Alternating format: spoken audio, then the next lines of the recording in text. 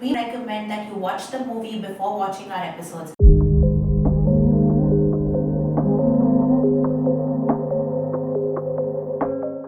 Hi, welcome to yet another perspective. We are continuing to talk about Inception. We've been speaking about Inception for the last 3 weeks and have covered a range of topics. And this is going to be our last segment on the movie. I remember reading that Christopher Nolan took about 10 years to write the script of the movie, and when you watch the complexity of the movie and the detailing, you realize why that is. Today's topic, Swati, I want to take us from, there's a dialogue which Eames says that if you have to go through the process of inception, we hope to implant an idea in the receiver's mind.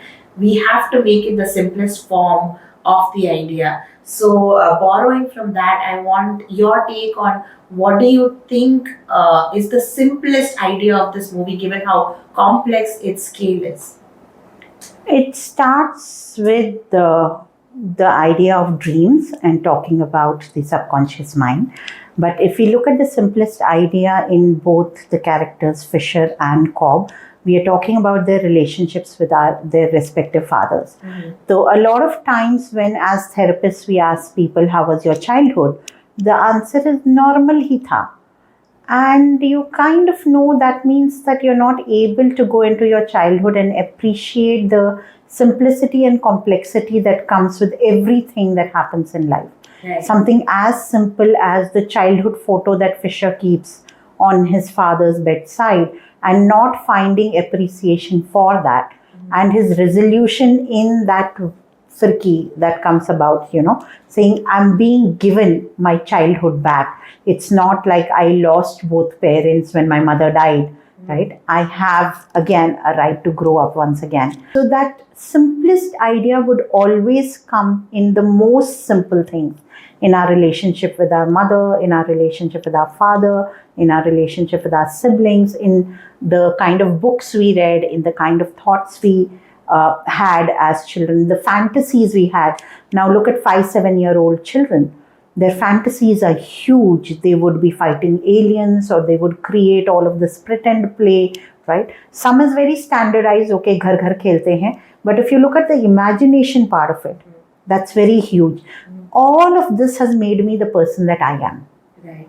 So this movie is not only tapping into what needs to be resolved, it also taps into how everything around us makes sense. So Nash selling them out, the first architect, to coming back and saying that, okay, I will need somebody more innocent this time.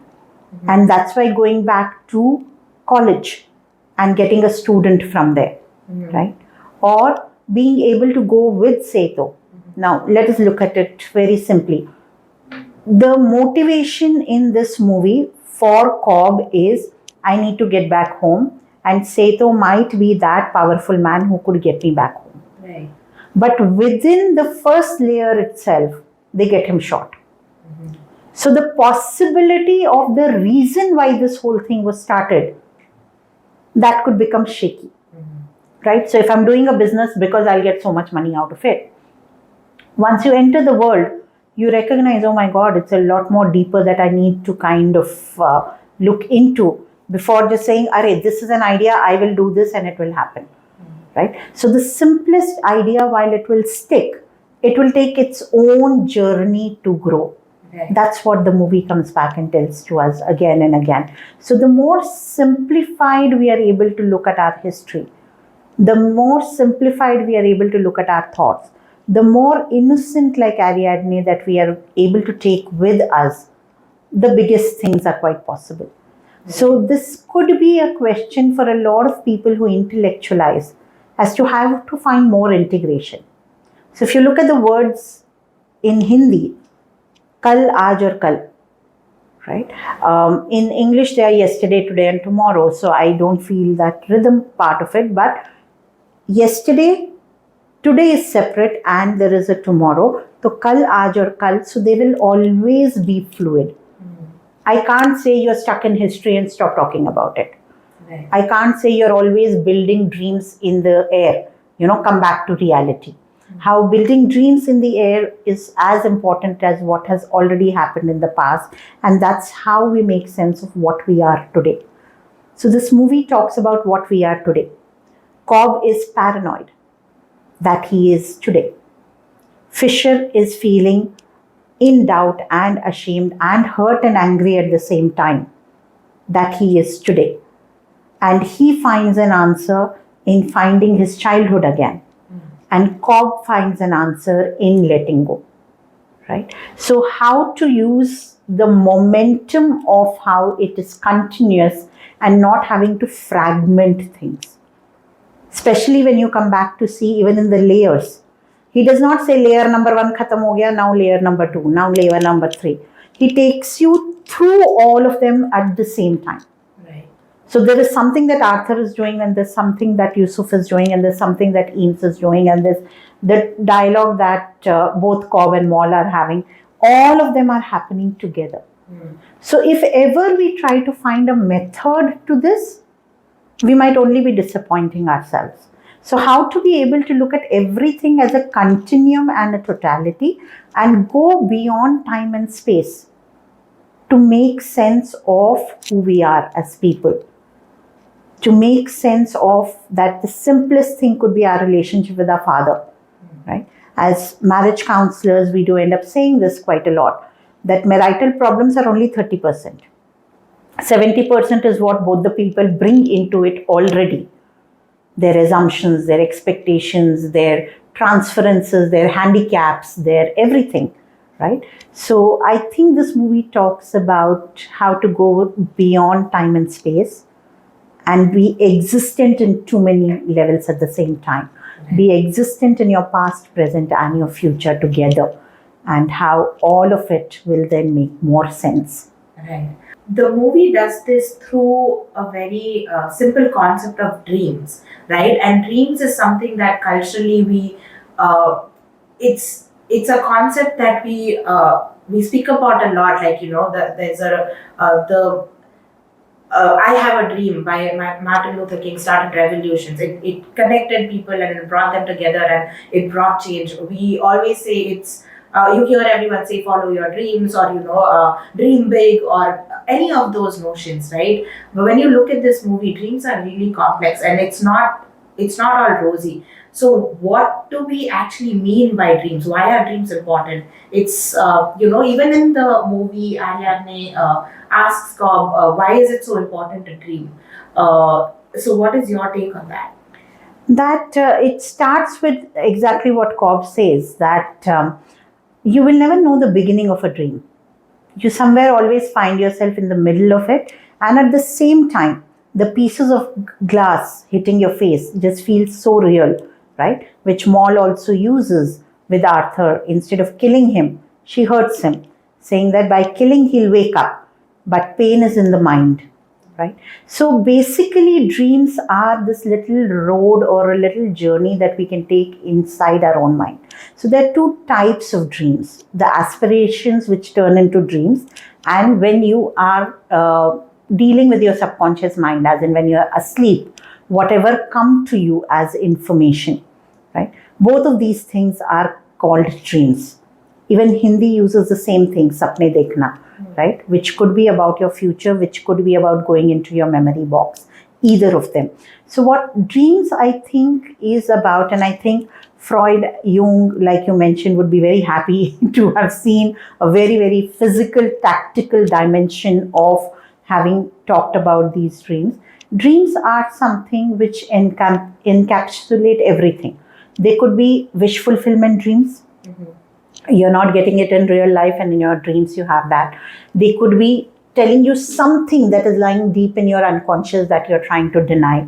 They could be possible out of the box thinking that sapne mein aisa aaya ki ye apan kar lenge, right? A lot of people sleep over their problems and morning suddenly they wake up saying. So all of this is about connecting to our own deep-rooted unconscious, as well as, if you extend it out by Carl Jung, this was what Freud said, if you extend it out to Carl Jung, to also the collective unconscious, which then would end up having somebody like the wise old man is one of the archetypes, that there are these answers that we know for generations. It doesn't need to be a problem signified for me, and that's why there needs to be a tailor-made solutions for me. You could end up getting so much inspiration and so many ideas when you go into these dreams. So it also helps you with catharsis. In the dream, a lot of pain can come. You could have lived it and go. Or it could also work as wish fulfillment or showing you a direction into certain resolutions. So dreams are that instinctive knowledge all of us have.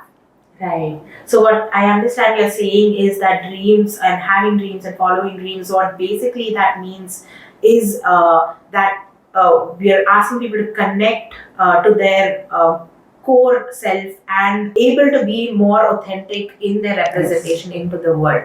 That's what we're trying to say when we say have a dream or I want to follow my dream or any of those things.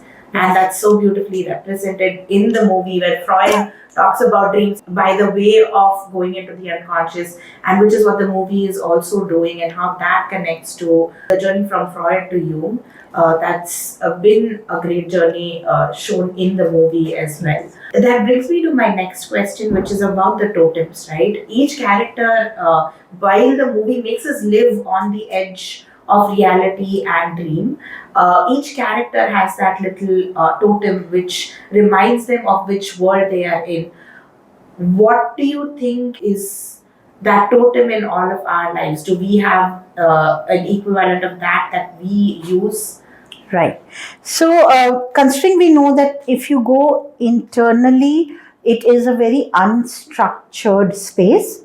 So, feeling lost could be quite a thing. So, like Carl Jung mentioned that when you see an injured bird, you will have both the feelings that would come up to pick it up and protect it and nurture it, and to crush it.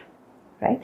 But there is a part of our psyche which would be then willing to make that decision, whether you will crush it or you will kind of leave it behind or you will nurture it.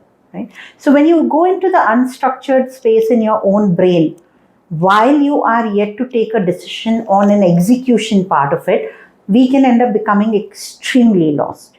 Our mind can play a lot of games with us. It will say, you want to do it, you don't want to do it. This should happen, but I don't want this to happen, right? So it will constantly keep you on a pendulum, right? If it is only two extremes, at least it's only a pendulum. But imagine if you are having to choose between 10 variables that are in front of you. So ऐसे के अंदर it is very important for us to have a totem of reality. What the totem of reality in real life could be like is, for example, you are to take a very big decision. So you know that I can talk about this to anybody, but if I'm ready to tell this to person X, that means I really want to do it. Right? So if you see a lot of cinema, at least in Hindi cinema, you will see that because this whole log kya kahenge, the society structure becomes very important, their climaxes are usually very public. That you're okay to own it up. You're not trying to hide it and do it in private and you will show another public face. So if you're showing a resolution, you end up showing a lot more public in Hindi cinema because of the social construct that all of us are living with. So when we know that we are ready to be able to share it with a particular person, or if my mind, so we are looking for these signs. God, give me a sign. Now the God give me a sign could be something childish and dramatic, like in Hum Aapke Hain Kaun, where a dog takes the story and letter to bring in the reality. In real life, you might not have a dog who could do that, right? But there could be a looking out for. If this happens, then I know this is what I want. So we create that one layer for ourselves before taking a very big decision. Right. Education-wise, whatever course you want to join, marriage-wise, whatever decisions you want to take, whether you want to stay married or divorced, whatever that you want to do, you'll usually find that one moment saying, इस व्यक्ति को अगर बोला तो, ये अगर किया तो, then I know this is what I want. because the mind will constantly keep us at 51%. Okay, it will not tell you 100% this is what I want unless the situation is very extreme. Suppose you are in an abusive relationship. The situation is extreme, get out of it. But most things are not as simple as that. Right? So there will only be a 51%. So whoever will take that 50 to 51, that becomes our reality totem. It could be sharing that thing with somebody. It could be having found that kind of money to be able to do it. It could be something in reality. So you take a leap. Right. So the number of dreams we have, we can't chase all of them. We'll get nowhere. So out of the zillion dreams that we have, which are the ones we'll chase, will need a reality totem. Is it safe to say that intuition also becomes part of that reality totem? What you intuitively know to be a certain truth, and you lean automatically towards that. Is that fair to say?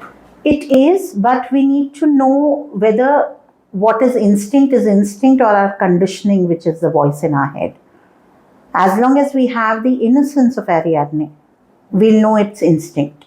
Right. But otherwise, it could also be conditioning. So once we grow up to become more complex human beings, it's my instinct is a much more weaker statement to say. But yes, if you feel that innocent, yes, your instinct will guide you. It's like for the most important thing, the children will show you the direction. Till that time, there'll be a distraction. But the children will show you the direction. Thank you, Swati. This has been great. We could endlessly talk about Inception. We've also borrowed a lot from the movie for our book, Three Coffee Stains Later. If you want to know more about what topics we look at the movie through, please buy our book and be sure to tell us what you think about it. If there are any other questions, any other movies you would like us to discuss, please let us know. Swati, this has been great. I know that you're a psychoanalyst and you work a lot with depth psychology, and Freud and Jung are your foundation in your practice. So this must have been a great conversation for you as well. But it was especially invigorating for me, and I look forward to more of such conversations. Thank you, Thank Nidhi. you for joining us. Thank you.